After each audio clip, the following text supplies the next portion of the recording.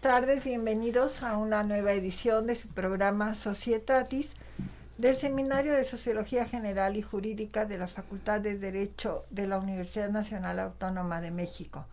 Nuestro reconocimiento y gratitud al doctor Raúl Contreras Bustamante, director de nuestra facultad, al doctor Ricardo Rojas Arévalo, secretario general, asimismo al doctor Israel Sandoval Jiménez, secretario técnico de los cuerpos colegiados. Del canal YUS Multimedia, tanto a Rafael como a Eduardo, del seminario a Carlos Velasquillo, Valerie y obviamente la maestra Amparo Apolinar que nos acompaña.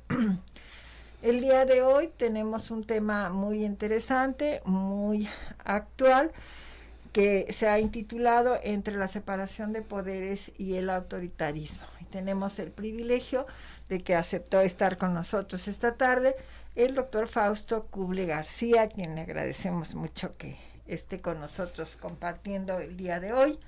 Y antes de iniciar nuestra charla, cedo el uso de la voz a la maestra Amparo para su síntesis curricular y nuestros oyentes tengan una visión. Por favor, maestra. Claro que sí, doctora. El doctor Fausto Kuble García, licenciado y maestro en Derecho por la Facultad de Derecho de la UNAM, es doctor en Derecho con mención honorífica por el Instituto de Investigaciones Jurídicas de la UNAM, bajo la línea de investigación sobre biotecnología y derecho. Es investigador nacional nivel 1 del Sistema Nacional de Investigadores del CONACYT. Realizó una estancia doctoral en el Instituto Max Planck de Derecho Público en Heidelberg, Alemania. En el ámbito académico es profesor de carrera de la Facultad de Derecho en las materias de régimen jurídico del comercio exterior mexicano, derecho a la información e historia del derecho mexicano. También es académico en el Instituto Nacional de Ciencias Penales, en la Universidad Iberoamericana con sede en Puebla y en la Escuela Libre de Sinaloa. Ha participado como consultor y consejero en diversos organismos, como lo es el Consejo Técnico de la Facultad de Derecho de la UNAM, el Consejo Consultivo Científico de la Comisión Intersecretarial de Bioseguridad de Organismos Genéticamente Modificados, miembro de la delegación mexicana que participó en la Conferencia de las Partes, que actúa como reunión de las partes del Protocolo de Cartagena de Seguridad en la Biotecnología en Corea del Sur y Egipto, preevaluador para el ingreso y renovación de solicitantes al Sistema Nacional de Investigadores del CONACYT. Ha realizado diversas publicaciones, entre las que destacan las obras Instituciones de rendición de cuentas de Estados Unidos de América, Régimen jurídico de la bioseguridad de los organismos genéticamente modificados, y coautor en la obra Las Constituciones de Canadá, Estados Unidos de América y México. Ha publicado diversos artículos, entre los que destacan derechos indígenas, comercio internacional e inversión, los convenios de Bucareli, antecedentes y contexto, el principio de máxima publicidad en el régimen constitucional mexicano, pasado, presente y futuro de los derechos indígenas, entre otros. Ha participado en diversos congresos, destacan el Coloquio Iberoamericano de Derecho Público en el Instituto Max Planck de Derecho Internacional y Comparado de Alemania, del 30º Concurso de Derecho Internacional de Río de Janeiro, organizado por el Comité Jurídico Interamericano de la Organización de los Estados Americanos, y la sesión externa de la Academia de Derecho Internacional de La Haya. Bienvenido, doctor. No, pues muchas gracias por la invitación. De verdad estoy muy complacido por estar aquí para platicar con ustedes sobre estos temas tan intensos en la agenda nacional, ¿verdad? En total, actual. Nuestro auditorio, como te hemos comentado, son alumnos fundamentalmente de los primeros semestres. Entonces, para iniciar nuestra conversación, te pediría yo pues iniciar por lo básico, ¿verdad? Si vamos a hablar de separación de poderes y autoritarismo, pues que nos dieras un panorama de qué es esto que oímos frecuentemente de separación de poderes, o cuál sería su origen y su importancia, por favor. Es una pregunta muy bonita porque involucra muchos aspectos históricos de dónde viene este modelo de separar poderes.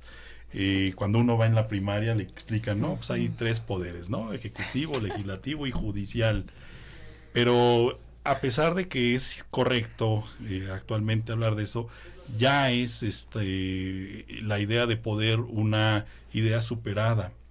Más que poderes son funciones, las funciones del poder público, digamos que es uno solo y que se divide en función ejecutiva, función legislativa, función judicial. como una idea más precisa de lo que corresponde. El modelo viene de los Estados Unidos de América. Los Estados Unidos inventaron esta separación de poderes por también cuestiones históricas que fueron moldeando su forma de gobierno. ¿Cómo fue que vinieron a pensar en esto? Bueno, ellos venían de una especie de dictadura, pero no una dictadura del rey. El rey de Inglaterra no necesariamente era un absolutista. Más bien quien dictaba era el Parlamento. El Parlamento británico se convirtió para las colonias inglesas en una entidad autoritaria, totalitaria. ¿Por qué? Porque como ustedes saben, el Parlamento es una fusión de el poder ejecutivo, llamémoslo así, y el poder legislativo. El gobierno en el régimen parlamentario no es más que una comisión más de las funciones parlamentarias. Entonces el primer ministro, que es un legislador, quien sería el equiparable a un presidente. Entonces ellos venían de sortear leyes muy autoritarias en contra de las colonias, leyes que les gravaban impuestos, leyes que les imponían contribuciones sobre cualquier cosa, leyes que les prohibían tener comercio entre colonias, leyes muy intensas en contra de la libertad, que es lo que han pregonado los Estados Unidos. Entonces se reúnen en Filadelfia para analizar sus problemas y hacen una constitución separando la función ejecutiva, la rama ejecutiva, como le llaman ellos, de la rama legislativa. Esta separación tiene muchísimos aspectos doctrinarios. El primero es que ellos piensan que cuando el poder está concentrado, va a producir tiranía. La concentración del poder produce tiranía. Entonces no les queda más que la idea de separar al poder, de decir, bueno, vamos a hacer que el Parlamento nada más haga leyes y que el Ejecutivo sea quien administre la hacienda pública y quien ejecute, digamos, esas mismas leyes. Y ya el judicial tendrá su vocación de ser un poder que va a resolver conflictos en principio, pero después se convierte también en pieza clave, porque la separación de poderes significa tener una serie de equilibrios, de pesos, de contrapesos, en que las tres funciones principales, porque hay mucho más, eso lo vamos a hablar un poquito más al rato, las tres funciones principales, la ejecutiva, la legislativa y la judicial, tengan entre ellas interacciones que van a producir rendición de cuentas, interacciones que van a modular también la acción de cada uno de los tres. Entonces, entre los tres poderes hay una especie de mecanismo de frenos, pesos, contrapesos, balances, equilibrios, en los que, por ejemplo, una ley exacerbada puede ser vetada por el Ejecutivo, pero también el Ejecutivo tiene que hacerle caso a las leyes que emanen del Congreso. Y el Judicial, que también puede anular acciones del Ejecutivo, pero que también los jueces son nombrados con participación del Ejecutivo, y que también el Judicial puede anular normas del Legislativo. Entonces se convierte en una serie de interacciones que lo que al final se traduce es en un concepto muy importante que los estudiantes deben estar conscientes, que es el control del poder. El control del poder es un mecanismo justamente para tratar de acabar con el autoritarismo. El modelo angloamericano resultó muy exitoso, muy exitoso, tan exitoso que lograron ser una potencia mundial en poco tiempo, los Estados Unidos. Tan es así que en Francia, un joven francés lo mandan a estudiar el sistema angloamericano, de por qué había sido tan exitoso. Esto fue al principio del siglo XIX. Y él hace su tesis de doctorado, que se convierte en un clásico. Me refiero a La democracia en América, de Alexis de Tocqueville, que creo que todos los abogados debíamos de darle una repasada a ese libro. Tocqueville en el capítulo de tribunales dice: el éxito de los Estados Unidos está en sus tribunales. ¿Por qué? porque tienen derecho a interpretar la Constitución. Entonces, ese sistema que funcionó muy bien en los Estados Unidos, cuando se importa a México, que fue hace 200 años, en el constituyente de 1823, es decir, hace 200 años andaban así, viendo qué vamos a hacer con México, ya somos independientes, qué alegría, y ahora pues no teníamos una experiencia de gobierno, éramos una colonia que tendría algunas leyes virreinales, derecho indiano, pero no sabíamos ni idea de lo que era gobernarse. Entonces México decide adoptar el éxito de los Estados Unidos y traer literalmente muchas instituciones de los Estados Unidos. En principio, esta separación de poderes de 1824, el federalismo, que también es muy cuestionado, porque Nueva España era un solo reino.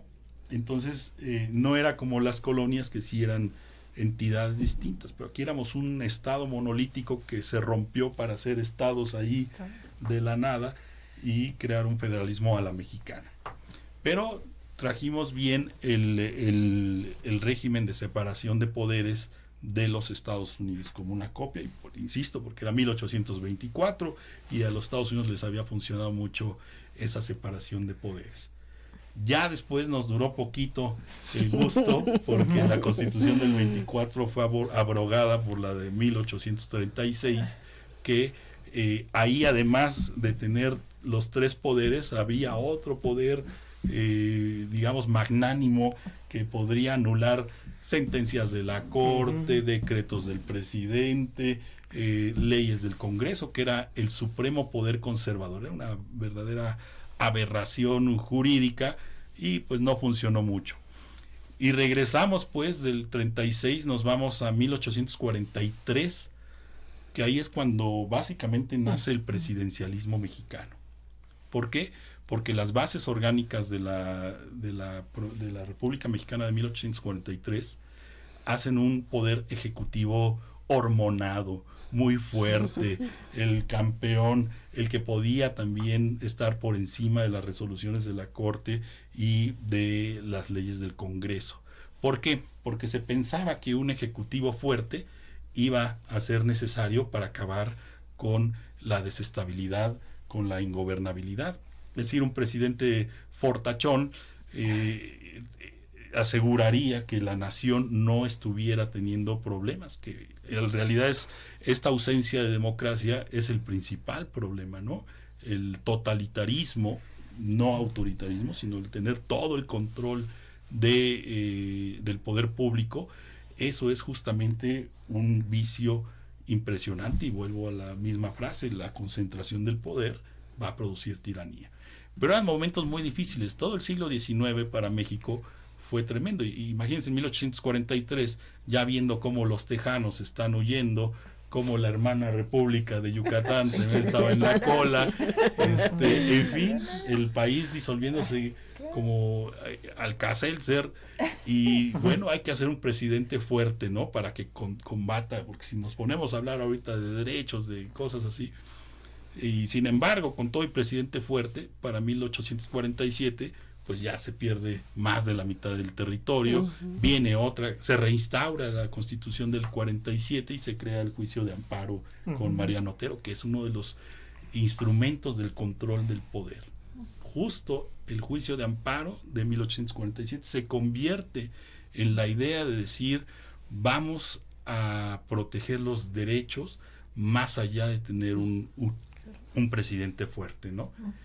Y viene ahí esa idea de cómo los protegemos, pues que sea el poder judicial, que sean los jueces que digan si un acto de autoridad va a ser congruente, consistente, armónico con la Constitución, que no nace de Mariano Otero, fue antes en 43 en Yucatán con Manuel Crescencio Rejón, quien dice nosotros nos separamos un poquito de la federación, y en la Constitución del 43 de Yucatán ahí aparece por primera vez el juicio de amparo, con la idea de que sea un control constitucional, es decir, el control de poder de una variable constitucional, ¿no? El amparo que protege los derechos que están establecidos en la propia Constitución.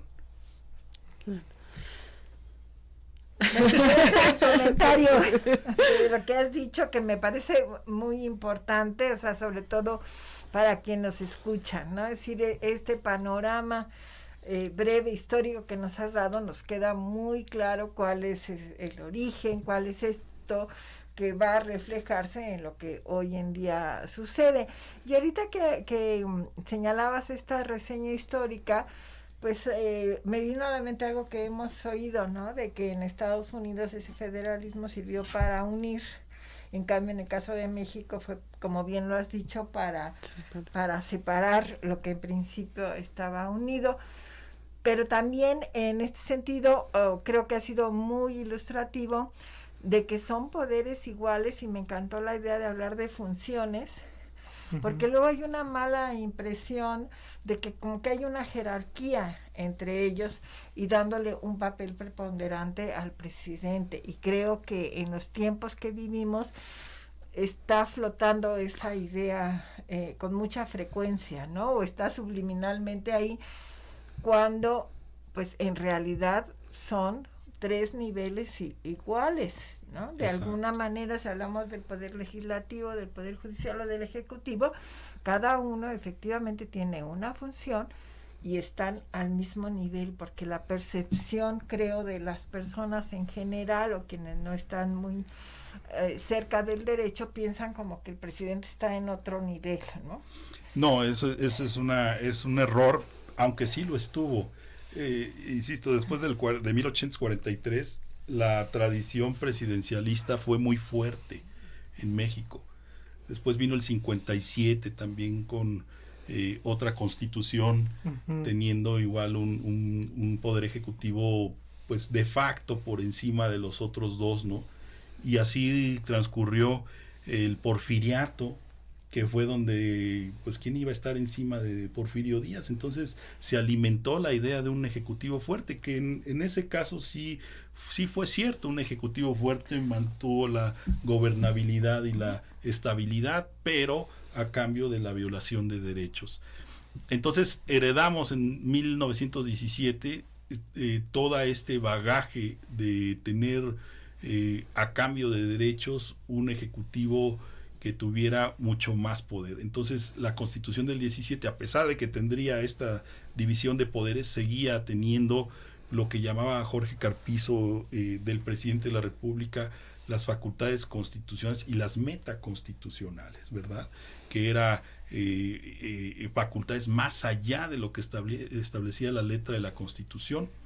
Todavía cuando fue el asunto de la expropiación, bueno, antes de la expropiación, sino del cumplimiento del artículo 27 que hablaba sobre la soberanía del petróleo, Álvaro Obregón les dijo a los ministros, ¿saben qué? Quiero una sentencia que no aplique el artículo 27 a las compañías petroleras para que yo sea reconocido como presidente en el gobierno de los Estados Unidos.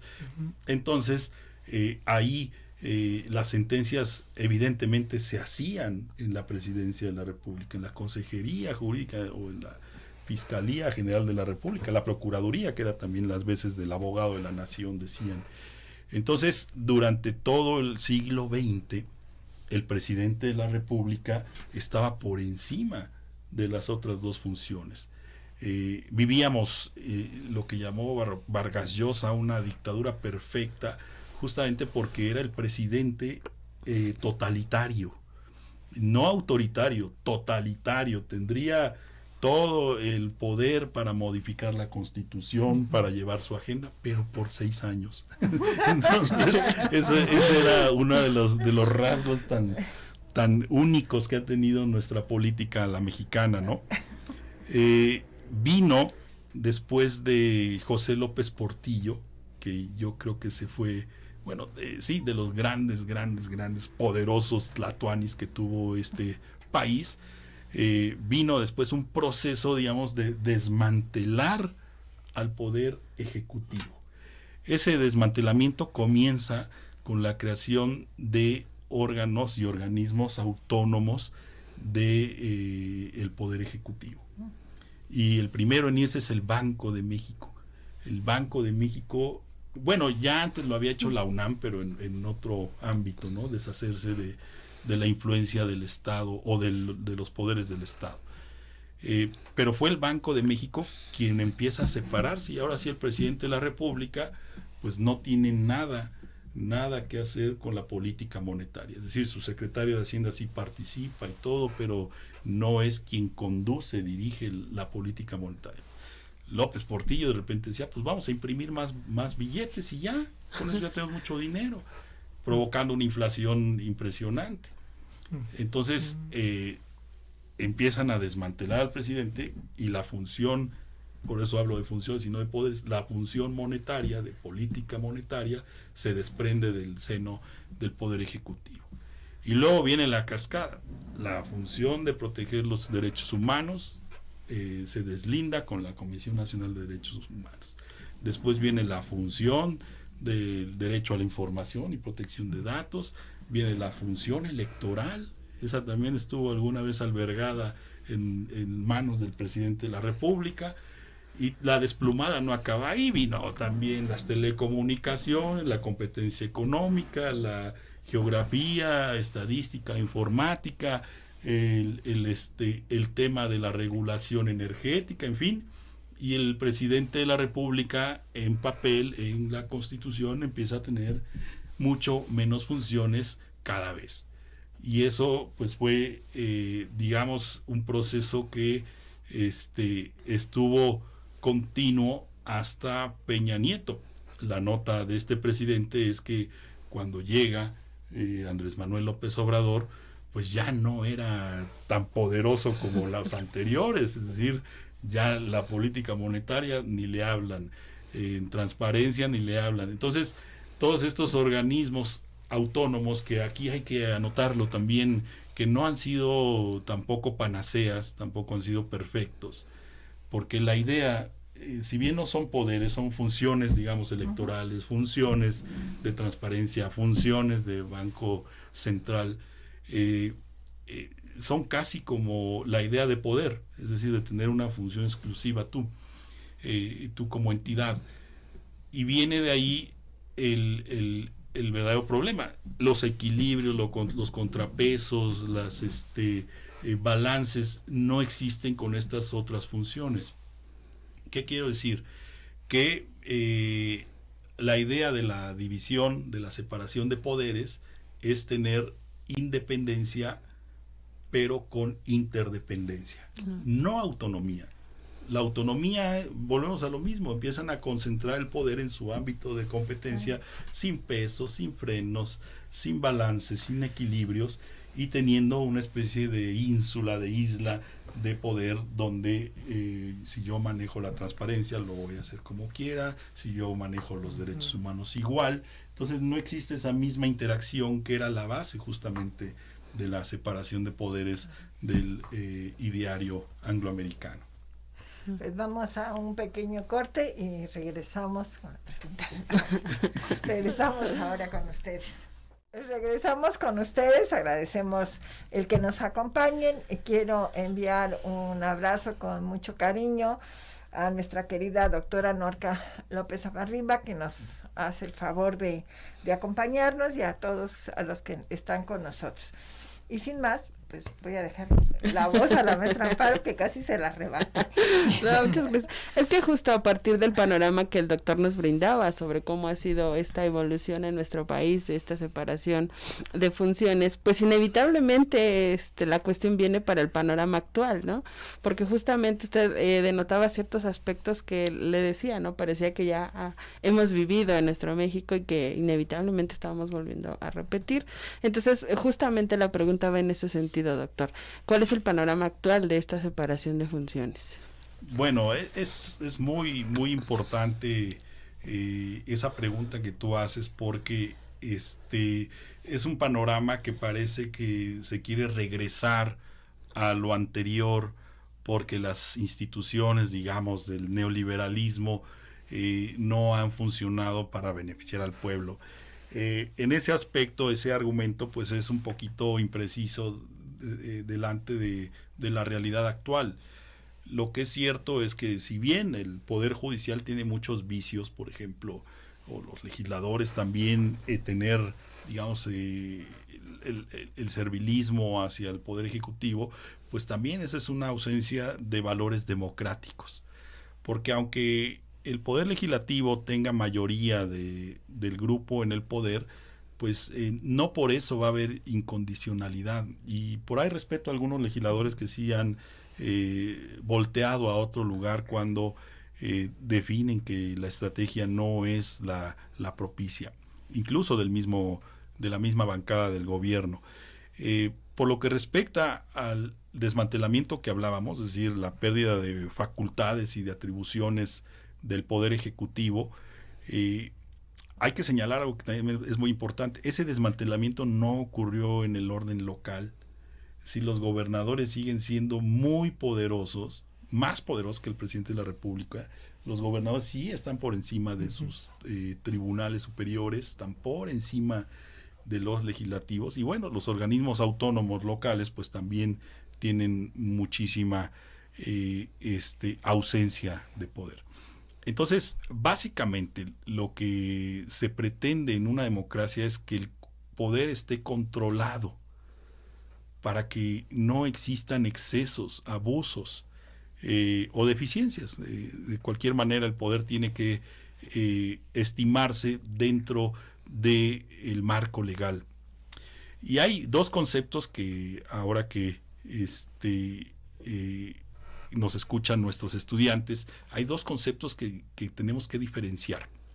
Y son dos en la misma palabra, la palabra política. En inglés existen dos palabras que sí definen bien la función de esta palabra política. Policy y politics. En español las dos se traducen como política, salvo que policy se refiere a las políticas públicas, es decir, a la serie de estrategias, de metas que se propone un gobierno y, digamos, los pasos metodológicos para lograr esas metas. Y el politics, que es el quehacer social de negociar con el poder. Lo que hacen los políticos, digamos, es justamente negociar el poder, o al menos eso deberían de hacer. Transigir con el poder, porque piensan distinto, tienen otras visiones, pero necesitan, de alguna manera representan a México, y esa representación pues debe ser lo más consensuada para tomar una determinación sobre una ley.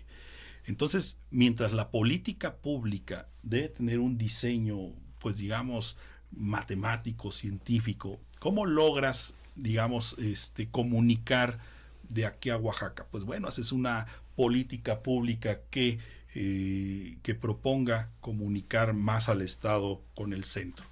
Y ahí es cuando viene, pues necesitamos más carreteras, puentes, túneles, en fin.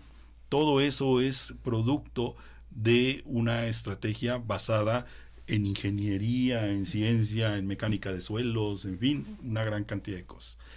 Sin embargo, la política, que es el quehacer social, pues no necesariamente tiene este aspecto de la política pública, son aspectos muy distintos. El político pues va a regalarnos las perlas de la Virgen cuando estemos nosotros en campaña, y vamos a hacer hospitales, y vamos a tener educación y comunicación, y no va a haber hambre, la delincuencia va a estar abatida, en fin, todas esas que son promesas de campaña, que son válidas y que todo el mundo las hace y que todo el mundo está de acuerdo. Es decir, nadie quiere este escenario tan grotesco que vemos en México de ultraviolencia, de veras.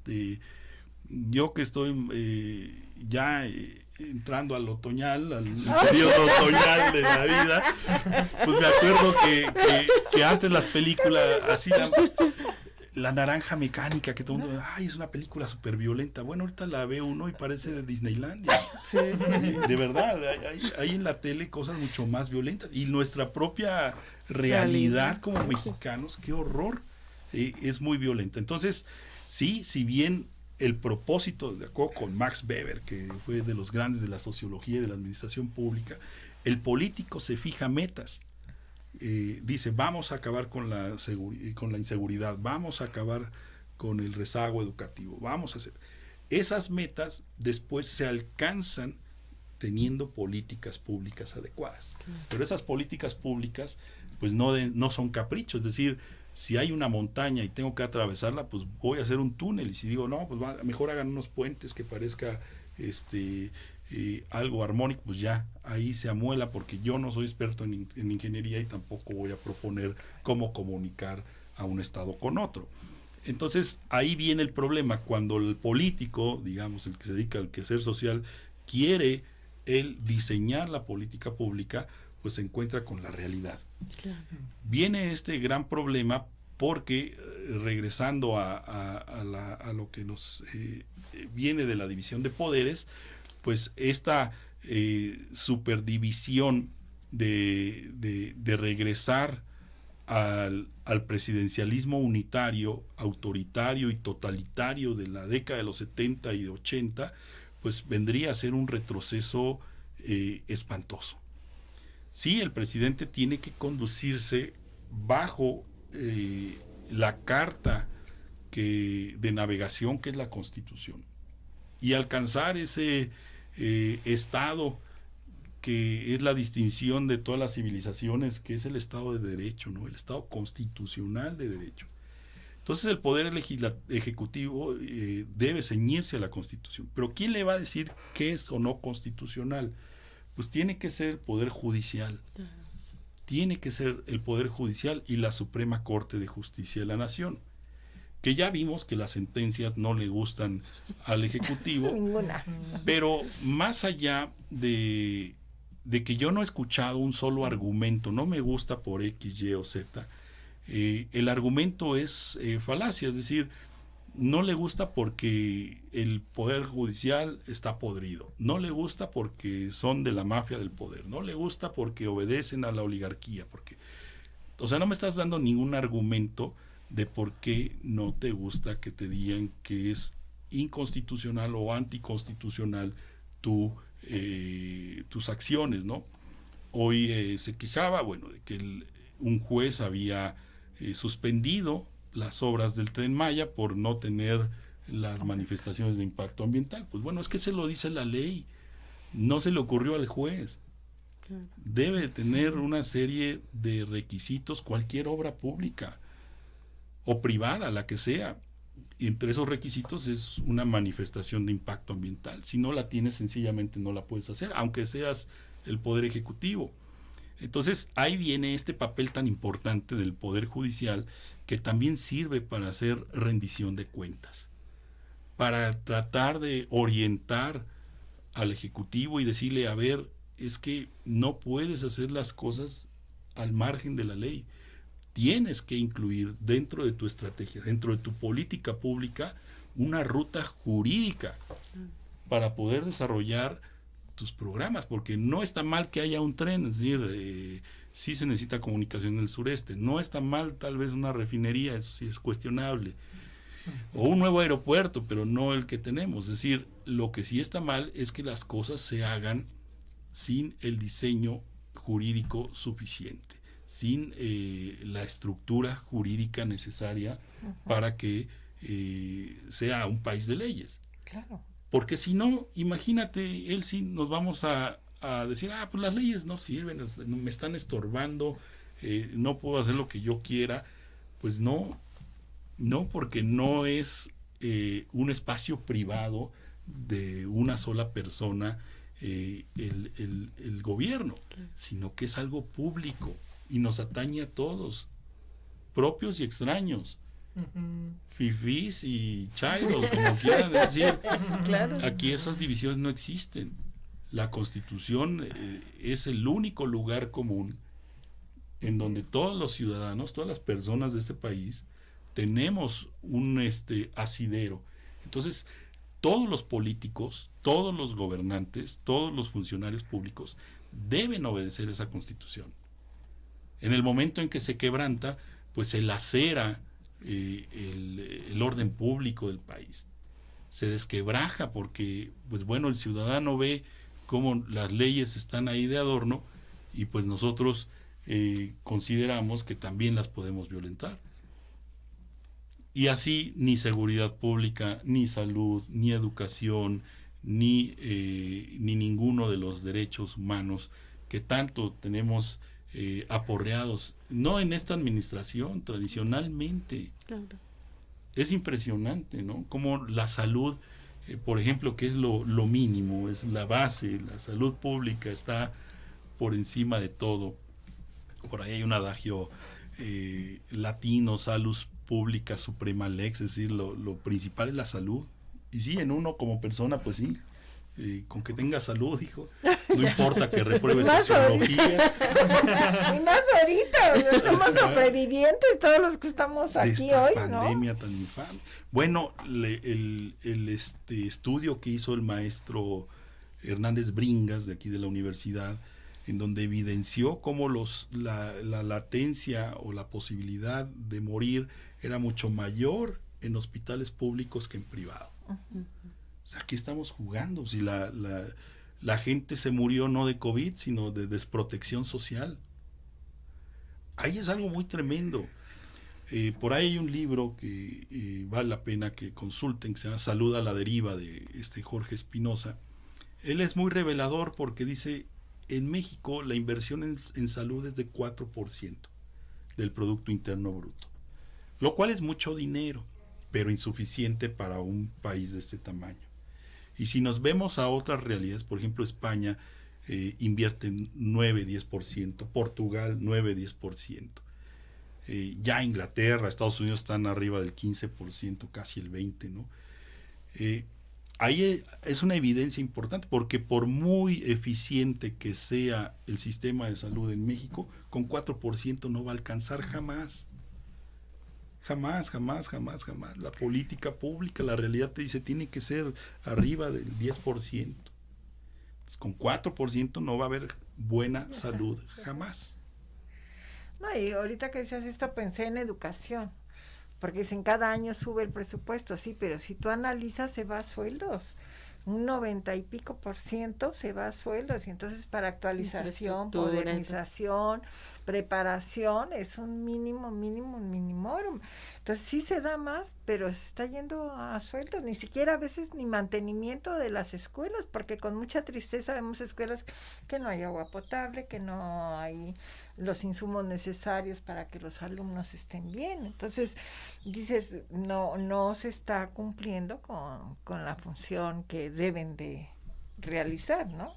Y una reforma también a los profesores, es decir, también, eso hay que decirlo, los sindicatos de educación, que son básicamente dos, la coordinadora y el sindicato, pues tienen cooptados a la Secretaría de Educación Pública, y no se puede dar un paso para adelante o para atrás sin el palomeo de los líderes sindicales. Entonces, fíjense que en Corea del Sur pasaba exactamente lo mismo. La educación allá estaba tomada, digamos, por sindicatos, y de alguna manera lograron exorcizar a la Secretaría de Educación, pues, de estos males tan profundos, porque son muy profundos. Es decir, también son los maestros, y son 4 millones de un lado y otro tanto de otro. Entonces se convierten también en aliados políticos, y si yo te apoyo, tú me dejas seguir. Entonces ahí viene un círculo vicioso difícil de romper, pero que sí es rompible. Finalmente hay países que lo han hecho. Pues Corea lo hizo, Corea estaba lo hizo en los mismos niveles que México, y ahora está en los primeros lugares. Y ahora ¿no? está en los primeros, y España también tendría un nivel hasta más bajo que los mexicanos. Pero nosotros nos hemos aletargado. ¿Y de dónde, cuál es la fuente de esto? Pues justamente el unipersonalismo del poder. Cuando a México se le ha ocurrido hacer instituciones por consenso, tomar decisiones por consenso, es decir, que todas las fuerzas políticas estén de acuerdo, ha sido los momentos más esplendorosos de la vida pública del país. Pero cuando ha sido decisiones de una sola persona, de un solo grupo, ahí es cuando nuestro país ha tenido los mayores problemas. Entonces el consenso es una de las claves para poder lograr justamente las metas de los políticos, instrumentar políticas públicas importantes, ¿no? Pues tenemos varias intervenciones, así es que en estos minutos que nos quedan, Carlos, espero que ya hayas hecho alguna selección. Sí, sí, haciendo... Tenemos muchas participaciones, has causado mucho impacto en quienes nos favorecen con su atención. Entonces, Carlos, por favor, sí. se nos acaben los minutos. Gracias, doctora. Sí, justo haciendo una especie de síntesis de algunas de las cuestiones que nuestros escuchas están manifestando.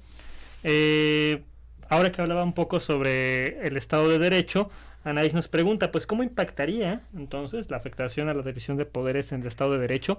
Y yo agregaría, quizás para ser un poco más concreto y no repetir tanto lo que usted ya nos ha manifestado, pues a corto plazo, ¿no? En el contexto ya más actual, más inmediato. Pues la democracia se va construyendo, ¿no?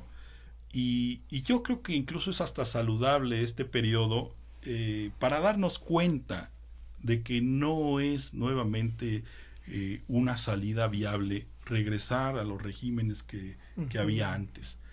Creo que es importante, sí, que lo estudiemos, que lo valoricemos, porque hay mucha gente que está pensando distinto. Es decir, sí he oído voces, incluso de académicos de aquí de la UNAM, diciendo que el país necesita mano fuerte, que el país necesita algo que lo controle, pero en realidad no es la mano fuerte, sino la mano inteligente lo que va a sacar de estos problemas. ¿Cómo solucionado en Corea? Pues no fue metiendo a los líderes sindicales a la cárcel o persiguiendo a los maestros, sino más bien consensuando, concientizando. Es que es algo que los españoles dan un brinco también cuando todas las fuerzas políticas se reúnen en ese palacio de la Moncloa y dicen, bueno, tenemos intereses muy distintos de izquierda, de derecha, conservadores, liberales, en fin. Pues bueno, vamos a manejar nuestros intereses, pero con la Constitución. Y de aquí nadie se sale. Y no me haces ni de derecha ni de izquierda. Violar la Constitución se convirtió justamente en lo que nadie va a hacer. ¿Qué ha sido lo que ha mantenido a los Estados Unidos? La vigencia de su Constitución. Y a nosotros nos ha faltado justamente armonizar el régimen político con el régimen constitucional.